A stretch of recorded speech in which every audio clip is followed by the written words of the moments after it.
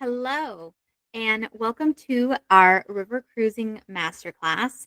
Today, we are actually going to be on episode 4 of the Rhine River part 4 of our Rhine River series. And I am so excited to be actually talking about something that is really unique to the Rhine, which is the Rhine Gorge. I don't know if you always hear about the castles, but actually kind of understanding where they come from and what they do are two completely different things, right? So there's basically a stretch of river where, time bends, where the hilltop fortresses cling to the cliffs, and you can hear all of the history as you sail on by. So basically, from the Swiss border in Basel to the dramatic cliffs of Kolbentz, which the Rhine River is home to one of the most concentrated collections of castles in the world.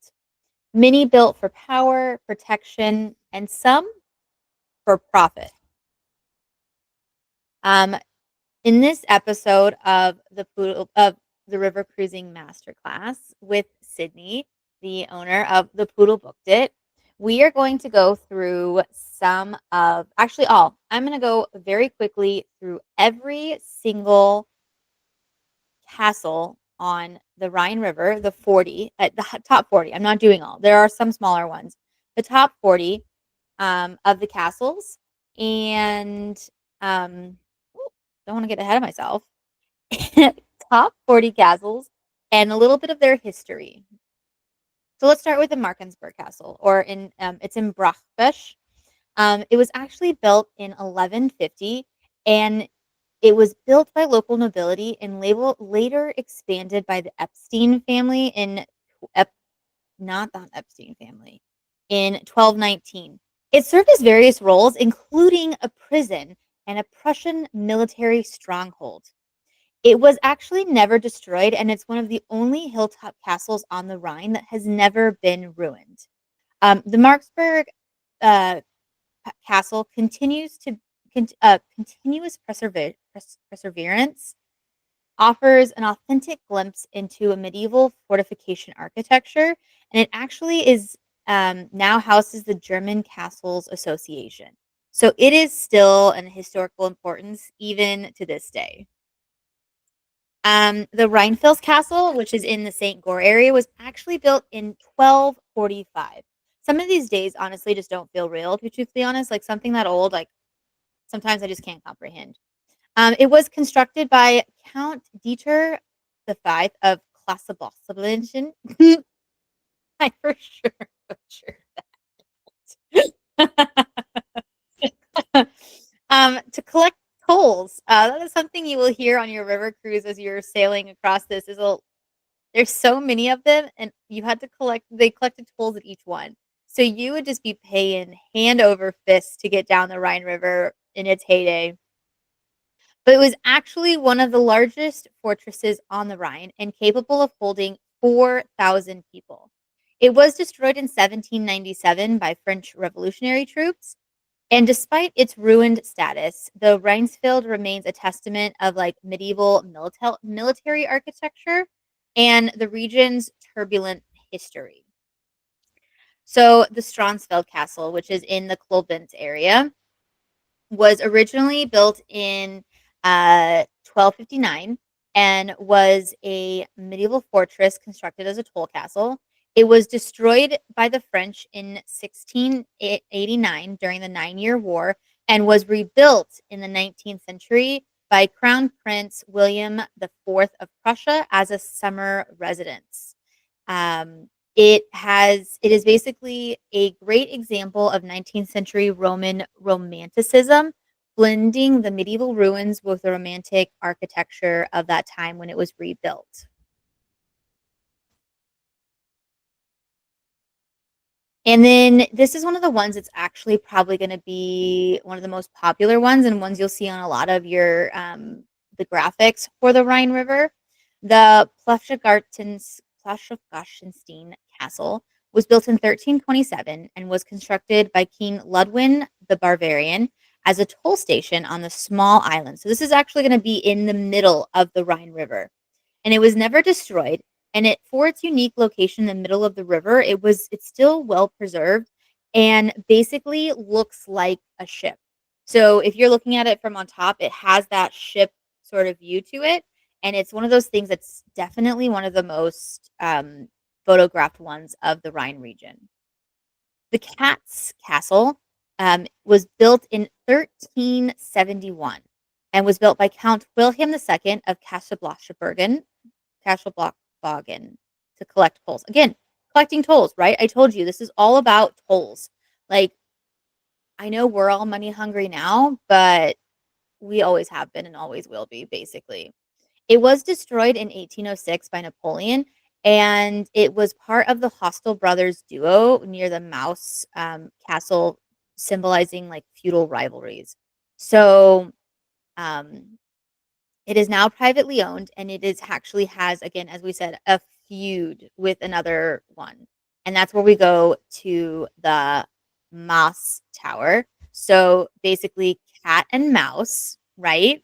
So so this one was built in 1356 and was erected by the Archbishop of Trier to counterbalance the Katz Castle. It has suffered damage over the centuries, but was restored in the 20th century. And it represents like the unique power struggle and the strategic importance of the Rhine, because you literally had two fueling, you know, uh, royals fighting for who could get the most tolls. Cat and mouse. Mouse was built first, though. Just saying. I'm just saying. The Schönburg Castle is considered like the hunter's retreat. So it was first mentioned in 1271, but it was then destroyed in 1282 by King Rudolph, and was rebuilt again in the 14th century, and then destroyed again in 1689 by the French troops during the war. Um, and so it was reconstructed in the 19th century as a hunting lodge, and basically signifies the Romantic era restoration efforts of the Rhine River. Um, So the Stahleck Castle, if you are looking for an inexpensive way to stay in a castle on the Rhine River, this is the way to do that. It was originally built in the 12th century and serves as the residence for the Archbishop of Cologne.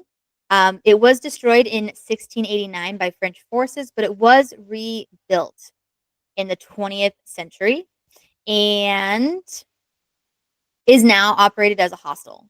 So blending historic preservation with modern use. So again, if you are looking to stay on the Rhine on the cheap, this is the castle. But I will tell you there is another one that is for our luxury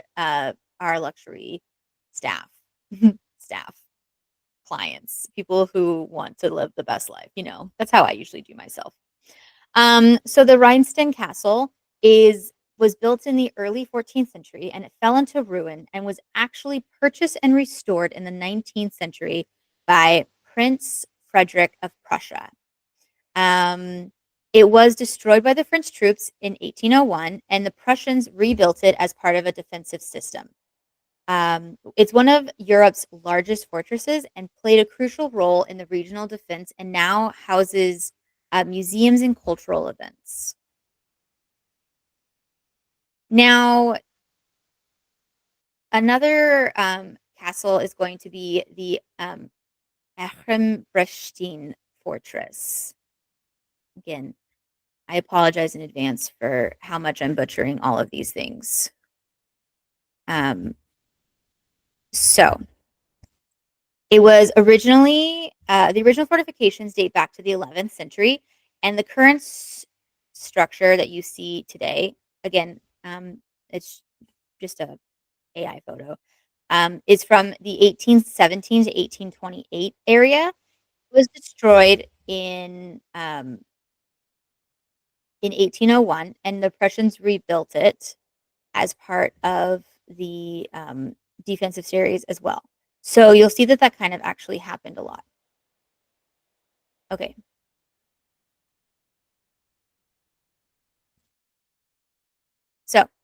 The Günderrode Castle was actually built in 1220. Constructed by the lords of the Falkenstein, later expanded to the Count of Katzelblagen. This one worked in tandem with another castle to collect tolls from passing ships. It was destroyed in 1689 by the 9 Years' War by French troops, and it did serve as a key fortification for toll collection and defense. The amount of money that they got from these um, ships is just ridiculous. You think we're taxed now, right? My goodness. Now, not to be confused with the Schönburg Castle or Palace in Vienna. This is the Schönburg, so there's no R, no double O. It was built in the basically 1100, and it was initially built for the Lord of Schönburg and destroyed in 1689 by the French forces, but reconstructed in the 19th century. It now operates as a hotel and restaurant, offering panoramic views of the Rhine and with a luxury hotel feel. This is where I would pick to stay if I was to stay on the Rhine River versus the hostel, but that's just a personal preference. I mean, you do you, but I'm gonna stay here. Okay, the Liebenstein Castle was built in 1284 by the Lords of Liebenstein, and also known as one of, again, as we talked about before, the Hostel brothers castles, along with the Sterrenberg Castle. This has suffered much damage over the centuries, but was restored in the 19th century. And so, as we talked about before, feuding brothers, things of that nature that really just caused a hostile environment for those who are traveling on the Rhine. Another one of those is going to be the Sterrenberg Castle, and that was built in 1034 and is one of the oldest castles on the Rhine River. And paired with some of the other ones that we talked about, it kind of leads into the Hostel Brothers legend. It was partially destroyed over time, not by people, but just by Mother Nature. But it represents just medieval feuds and legends that happened along the Rhine River. And you'll hear about that in our next episode. Some of the, um, yeah. Anyways, the Lahneck Castle is next, and it was actually built in 1244 by the Archbishop of Mons, and it was destroyed again by the French troops in 1689. It's Europe. And it was rebuilt in the 19th century and is still there today as basically a viewpoint of 19th century architecture. Now, the Marksburg Castle was built in 1356 and was again built by the Archbishop of Mons as a toll and customs station. It has survived various conflicts and is actually very well preserved. And it serves as an administration center and currently does sit to collect taxes as it did back in the 1300s. So at least it stays consistent. So the Philippsburg Castle was built in 1568. Ooh, it's an old one. My goodness, it's basically practically today's time compared to these ones from the 1200s. It was built as a residence for the Landgraves of Hesse and now houses the European Castles Institute. It was never destroyed and well preserved and is basically an example of the Renaissance architecture along the Rhine River. The Osterpaya Castle was built around 1271 and was originally built for the lords of Osterpaya and underwent several ownership changes. It has suffered damage over time, but it basically represents a typical small noble residence along the Rhine. So this is not going to be like the princes or the archbishops. This is going to be like your just small nobility. So the Boppard Castle was built in 1250 and was constructed by the Archbishop of Trier and served as that defensive structure for the town. It was partially destroyed, but remnants integrated into town structures. So basically, it illustrates how these castles were turned into urban developments and how they were incorporated into the towns that you see now along the Rhine River. The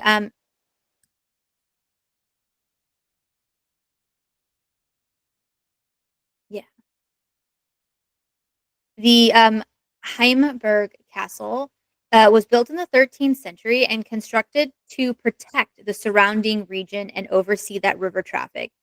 It was restored in the 19th century, but was actually never destroyed, and is an example of the Romantic era restoration that happened. Now, the Fürstenberg Castle, that was a strategic ruin. It was originally built in 1219 by the Archbishop of Cologne as he was securing his territory at that time. And it was destroyed in 1689 during the 9 Year War. And again, it served as that strategic fortification to control the river's commerce. Because in medieval times, the rivers are where how everyone, got from one point to the other and how they shipped things along. So you'll see how important that is and how much, even though we use the river for tourism, how it was and still is used for commerce in Europe. The Stolzenfels Castle was built in the 12th century and was constructed to protect the town of Bacharach and oversees the Rhine. It originally fell into ruins in the 17th century and is basically just part of that network of castles that secured the Middle Rhine Valley for that region.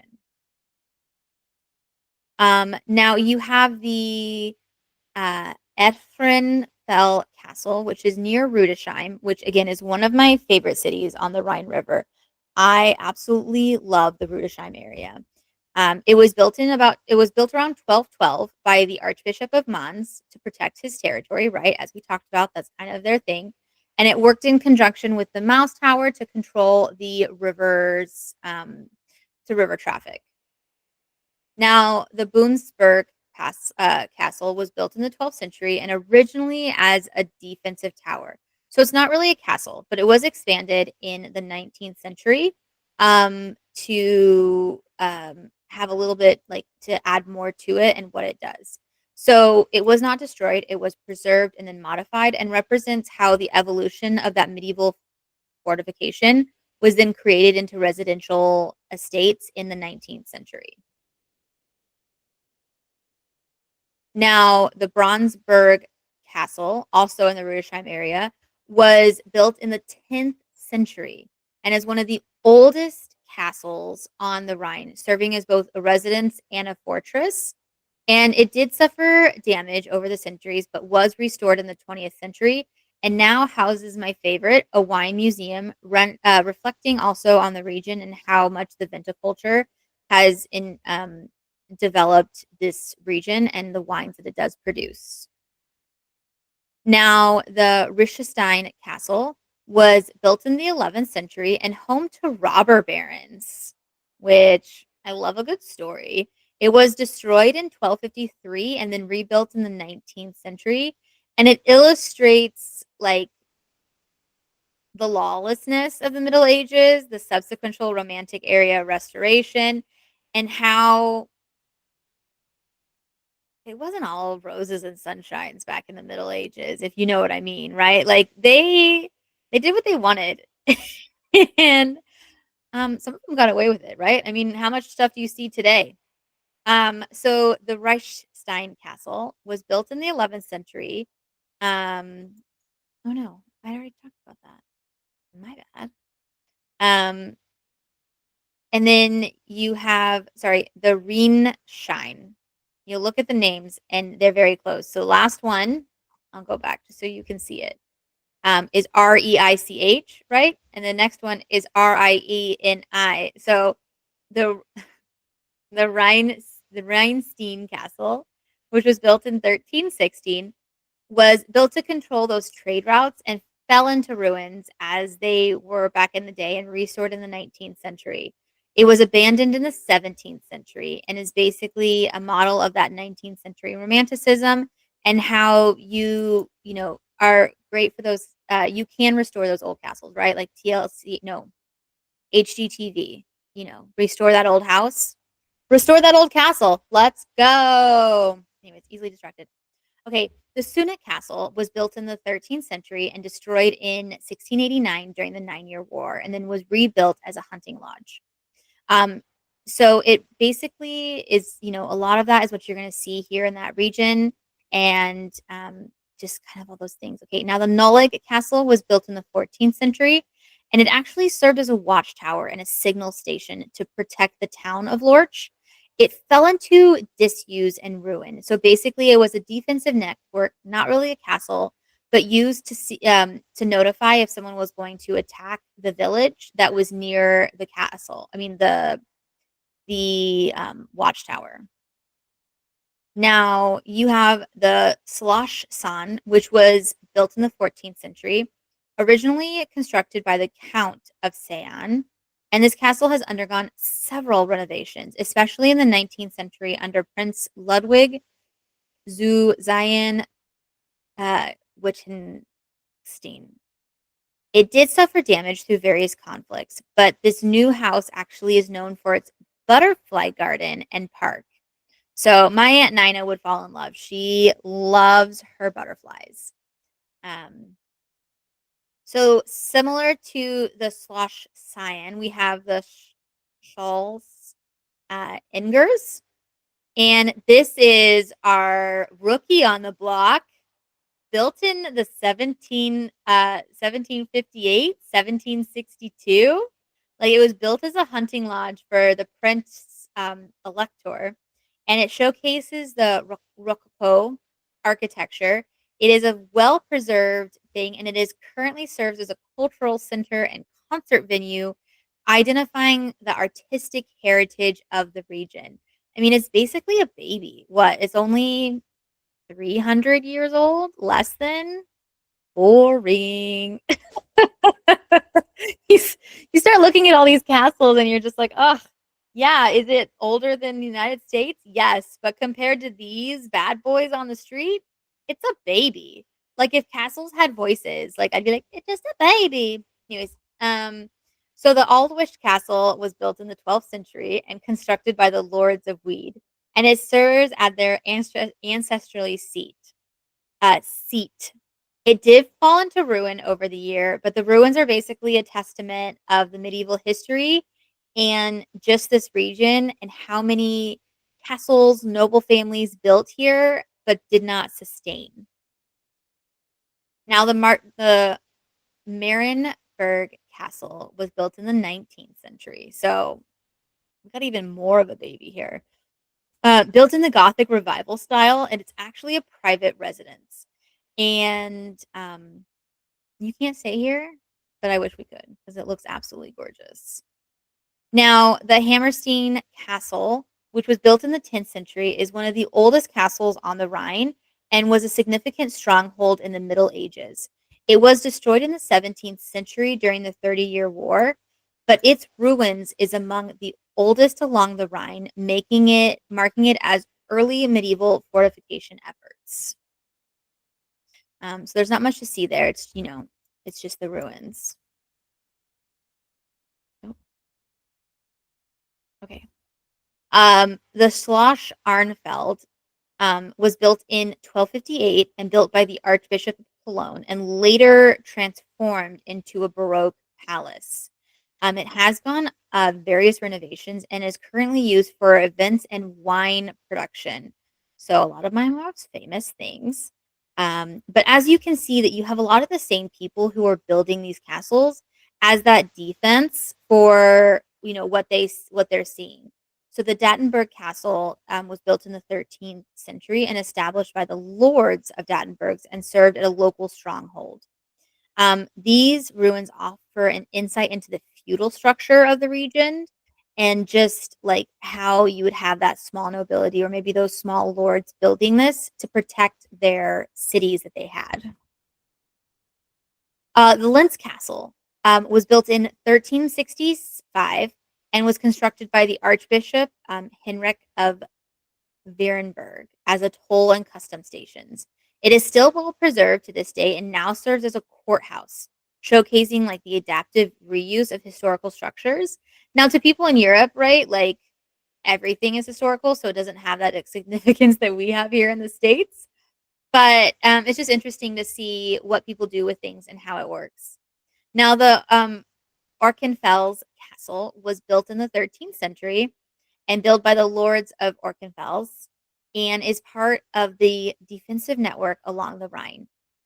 It did not have any, it was not destroyed, but it did suffer damage over time and was partially restored. The castle's remnants highlight the strategic importance of the river fortifications.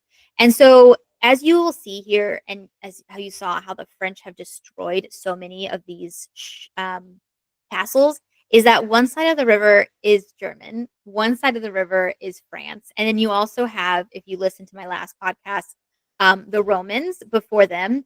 So this river was so important to trade, to safety, to strongholds. So having these castles and these fortresses were such a huge defense and made it so that they would be able to do certain things. So you also have, and this is number 40, the Drachenfels Castle, which was built in 1138 by the Archbishop Bishop Arnold of the First of Cologne to protect the region. It was destroyed in 1634 during the 30-Year War, and basically the ruins have inspired numerous artists, and writers contributing to the romantic image of the Rhine. Um, and so you have the dragon's legend, which was named after that legend that Siegfried had slayed the dragon that lived in the cave on the mountain of this castle. So there's just so many things. All right, so I kind of wanted to go through here. This serves as like this an example of what the Rhine River looked like. So the number of castles that are completely in ruins is an 8. The castles that were repurposed is 5. You have 12 castles out of the 40 that were well preserved. And then you have 15 castles that were partially restored since they were built. And in terms of the construction timeline, as we talked about, most of them were built in this 12th to 13th century. You have 3 castles that were built in the 10th century. You have 4 castles that were built in the 11th century. You have 8 castles that were built in the 12th century. You have 15 castles that were built in the 13th century and 10 that were built in the 14th. And as we talked about, there were a couple that were built in the 19th century, but those are the babies. They're not even worth counting at this point. Now, the 9 Years' Wars had a lot of castles that were destroyed during that time, right? So, as we heard when we were listening to this, 1689 had the most castles destroyed during that 9-Year Wars. In total, there were 23 castles that were destroyed under the French forces of Louis the 14th. And however, many of those castles were then restored during the 19th century with the Romantic period revival of the castles. So the Romantic Rhine is that 19th century revival, and a lot of it had to do with different things. So the castle ruins inspired painters, poets, and composers. You had a lot of wealthy noble people and industrials who would purchase and rebuild it. You also had the literary fame, so writers like Victor Hugo and Mark Twain popularized the Rhine castle tourism, and then that tourism boom is what we're talking about now, right? So steamship travel made the Rhine more accessible to tourists seeking that romantic landscape, and was what has created the modern, river cruise. So um, the Rhine Gorge, which is what we've been talking about today, and I cannot wait for you to hear it from your cruise managers who are going to do such a better job listing off all of these names than I did and some of those fun lores and histories. It is a UNESCO World Heritage Site, and it has been since 2022. 2002. They are constantly doing restoration projects to maintain these historical treasures for the upcoming, generations. And the Rhine castles attract millions of visitors annually, which really helps support that local economy and that cultural heritage. So, with that, I wanted to kind of just say thank you for joining us on our Rhine River cruising masterclass. We were able to kind of go over the magnificent castles along the Rhine River from Basel to Koblenz. This is basically going to be part 4 of our Rhine River series. And the next part we're going to go over is from the Rhine Gorge, and I will mention some of the folklore on the next episode, like the Lorelei statue and things of that nature. And we will be going all the way until you get to Basel. And then that will be our next episode after that will be um, 3 days in Basel or Zurich and how I would spend them or not spend them. But I'm not going to tease you that much on an episode. That's 2 episodes away. Uh, so thank you again for listening to the River Cruising Masterclass. If you have any questions about river cruising, castle history, if you have questions about it, please don't hesitate to reach out to me. My email address is sydney@thepoodlebooked.com, and I cannot wait to help you plan your next vacation, whether it's a river cruise, a European destination, or just that once in a lifetime trip that you guys have planned next. With that, I will hope you have a wonderful day and thank you so much for listening.